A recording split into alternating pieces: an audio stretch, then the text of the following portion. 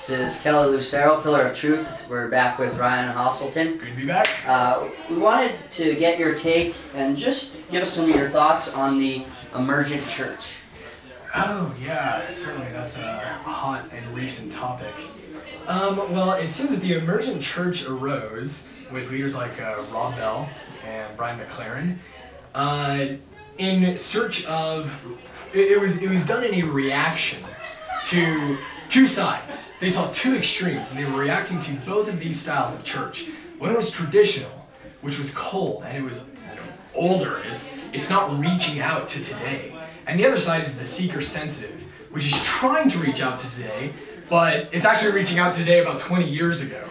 And they're seeing this kind of, suburbia, kind of very unauthentic kind of ethos within the church. There's not a strong community. There's not, a strong fellowship. If you go to the normal seeker-sensitive church, it's too large to really get plugged in. And so the Emergent Church has really reacted against these two sides and said we're going to be relevant to culture and we're going to be more authentic, actually relating the truths to today.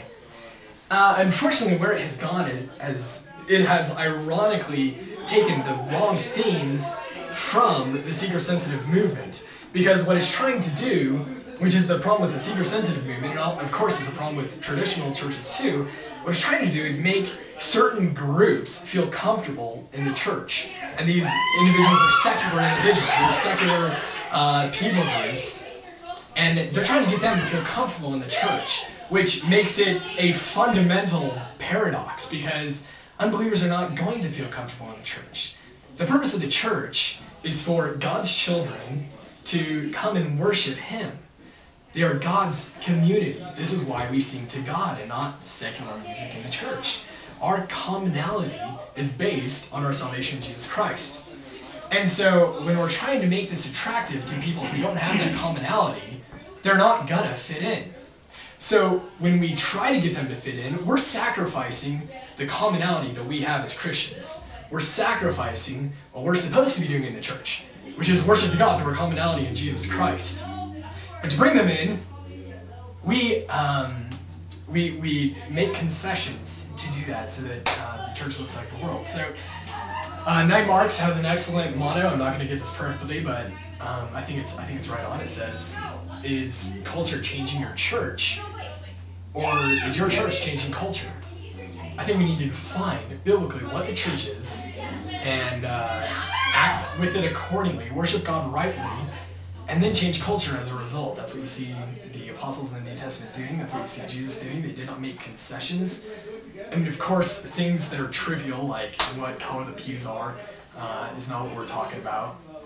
We're talking about much deeper things that is weakening the message to bring these individuals in.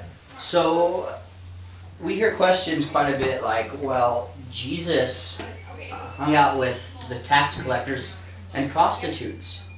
And they're saying that these traditional churches are actually not doing what Jesus did. And they kind of use that as to justify what they're doing today in this movement. So what do you have to say about that? How do you... Yeah, I think they have a good critique in the fact that the church has missed that. The church really has missed that. We haven't been doing, as James 1 says, what true religion is, which is reaching out to widows and orphans. We haven't been reaching out to the poor. We have, in this American pseudo-Christian culture, we have made morality the boundary markers of Christianity and not Jesus Christ, which means that we've shut off what we would call immoral people, like prostitutes and homosexuals and whatnot. And so they have an excellent critique to say this isn't being done, but their solution is missing it. Because their solution is trying to say, let's bring these into the church. But that's not what the church is for.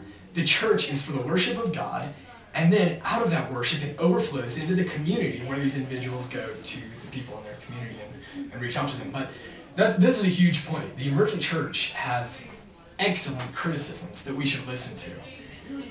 But I think we could try to work together with them to try to come up with better solutions to these issues.